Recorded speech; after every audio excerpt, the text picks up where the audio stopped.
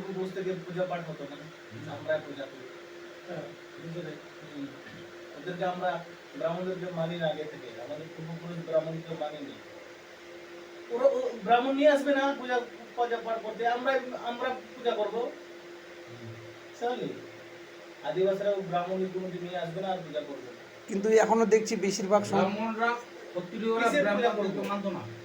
আমি স্বয়ং ভগবান যদি আমার ডাক না শুনে, ব্রাহ্মণদের ডাক শুনে, কিরকম ভগবান?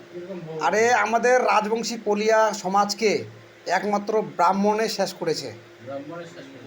কারণ কি, একটা ঋষি ছিল, ওর নাম হচ্ছে ঋষি হচ্ছে কি ঋষি, শপথ নিয়েছিল পশ্চিমিত্র শূন্য, একটা ব্রাহ্মণ, শক্তিশালী ব্রাহ্মণ। এখন ব্রাহ্মণরা ওর কাছে গেছে যে ক্ষত্রিয় সমাজকে কি করা যায়, ক্ষত্রিয়রা তো অনেক তখন ও বলল কি, ঠিক আছে তাহলে আমি একটা শপথ নিচ্ছি, ভারতবর্ষ থেকে ক্ষত্রিয় সমাজকে আমি নিক্ষত্রিয় করব, এই ভারতবর্ষ থেকে ক্ষত্রিয় সমাজকে আমি ধ্বংস করে দেব। এই প্রতিকার নেওয়ার পরে সারা ভারতে সে তলপাড় চালু করে দিল। তখন বিভিন্ন রকমের ক্ষত্রিয় যারা বংশধর ছিল, তারা বিভিন্ন রকমের নামকরণ দিয়ে তারা ভারতবর্ষতে এখন আছে, যার জন্য আমাদের ক্ষত্রিয় সমাজের নাম বিভিন্ন রকমভাবে পরিচিত হয়েছে। একটা হচ্ছে বাবু পৈলা, একটা পৈলা, একটা হচ্ছে ওই বর্মন, একটা হচ্ছে এই মানে বিভিন্ন রকমের নাম দিয়ে, হাইলা পৈলা জাইলা বিভিন্ন রকমের নাম দিয়ে তারা চিহ্নিত হয়ে তারা বিভিন্ন রকমের কৃষিকাজের সঙ্গে যুক্ত হয়ে গেছে। কিন্তু ক্ষত্রিয়রা কৃষিকাজই ভুক্তি ছিল না, একমাত্র ব্রাহ্মণের কারণে তারা কৃষিজীবীর উপর নির্ভরশীল হয়ে গেছে। কারণ ক্ষত্রিয়রা হচ্ছে রাজা, তারা দেশ চালাবে এবং রাজ শাসন ক্ষমতা প্রয়োগ করবে এবং শাসন চালাবে। সেই ক্ষত্রিয় বংশ দিনের পর দিন কাঙ্গাল হয়ে যাচ্ছে, ভিক্ষারি হয়ে যাচ্ছে এবং সর্বশান্ত হারাচ্ছে একমাত্র ব্রাহ্মণের কারণে। ব্রাহ্মণে শেষ করেছে, ক্ষত্রিয়কে নিক্ষত্রিয় করেছে একমাত্র ব্রাহ্মণে। আর আমাদের উত্তরবঙ্গের নানা রকমের বিরোধী নেতা, ওরা বলছে রাজবংশী পলিয়া, এগুলো তো কোনোদিন ইতিহাস তো বলে না, ওরা খালি আলাদা রাজ্য আর রাজবংশী পলিয়া, যদিও আলাদা রাজ্য দেয়, দিয়ে দিল রাজা, রাজত্ব দিলে পরেও তো রাজা মেন ভূমিকায় থাকবে তো ব্রাহ্মণরাই হ্যান্ডেল করবে। তাহলে ব্রাহ্মণরা ছাড়া তো হ্যান্ডেল করতে পারবে না ওরা, কিভাবে চালাতে হবে, কিভাবে কি করতে হবে। এটা হচ্ছে আলাদা যদি হয়ে যায়, উত্তরবঙ্গ আলাদা রাজা হয়ে গেল, বুঝতে পারলি, হয়ে গেল, এটা কি চালাবে? Central government. হ্যাঁ, সেন্ট্রাল কে চালাচ্ছে? ব্রাহ্মণ। তাহলে কি লাভ হলো? লাভটা কি হলো? আলাদা রাজা দাবি কি একই হয়ে গেল, ওইটা নয়। এখন মেন কথা হচ্ছে জন আন্দোলন খাড়া করতে হবে এটাই। হ্যাঁ, উত্তরবঙ্গের জনবাসীদের কাছে আমার বিশেষ অনুরোধ যে আপনারা আর এইভাবে আলাদা রাজ্যের দাবি দিয়ে আর আন্দোলন করবেন না, আপনারা সবাই মিলে এক করতে হন। গাছটার গোড়া থেকে উঠাতে হবে, গোড়া থেকে যদি উঠাতে হয় তাহলে আমাদেরকে জন আন্দোলনে নামতে হবে। ওই গ্রেটার কেপিপি আর কেএলও এ সমস্ত করে আমাদের ভারতবর্ষ বাঁচবে না, আমাদের পশ্চিমবঙ্গ বাঁচবে না।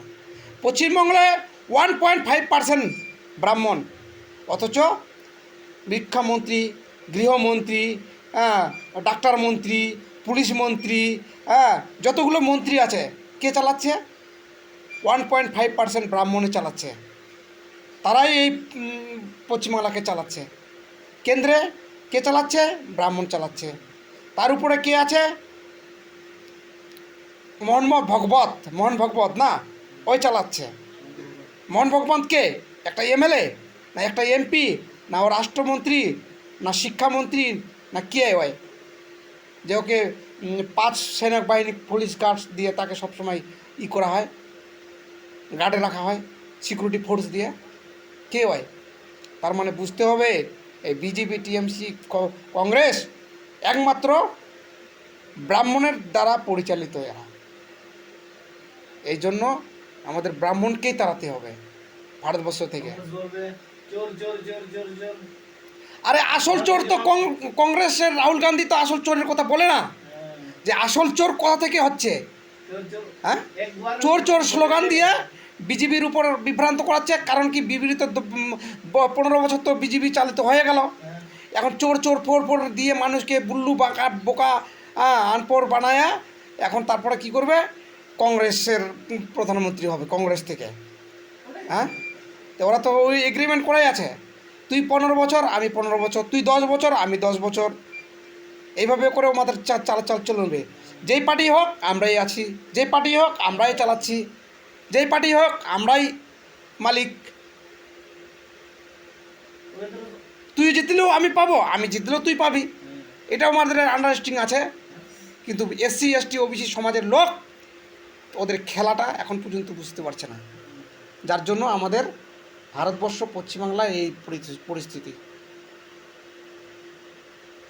এই যে বিশ্বকর্মা পূজা, কালী পূজা, লক্ষ্মী পূজা, সরস্বতী পূজা, শিক্ষাদেবীকে আমি যদি একটা স্কুলের ছাত্রকে প্রশ্ন করি বা স্কুলের এক শিক্ষককে প্রশ্ন করি শিক্ষাদেবীকে, সোজা বলবে কি সরস্বতী মাতা। সরস্বতী মাতার কি শিক্ষা দেবী?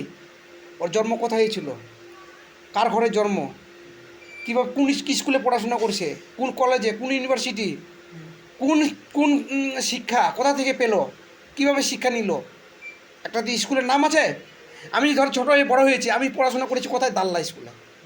আমি দাল্লাতে স্কুলে পড়ি, সবাই জানে আমার জন্ম দাল্লায়। তো সরস্বতীর জন্ম কোথায়, কোন মাটিতে, কোন স্কুলে শিক্ষা লাভ করেছে যে ওই সরস্বতী বিদ্যা দেবী হয়ে গেল? হ্যাঁ, এগুলো অনেক জানার বিষয় আছে, বোঝার বিষয় আছে। হ্যাঁ, তাহলে সাবিত্রীবাই ফুলের তো পূজাই করা হয় না। হ্যাঁ, যার জন্য মহিলারা আজ পর্যন্ত শিক্ষার অধিকার ছিল না।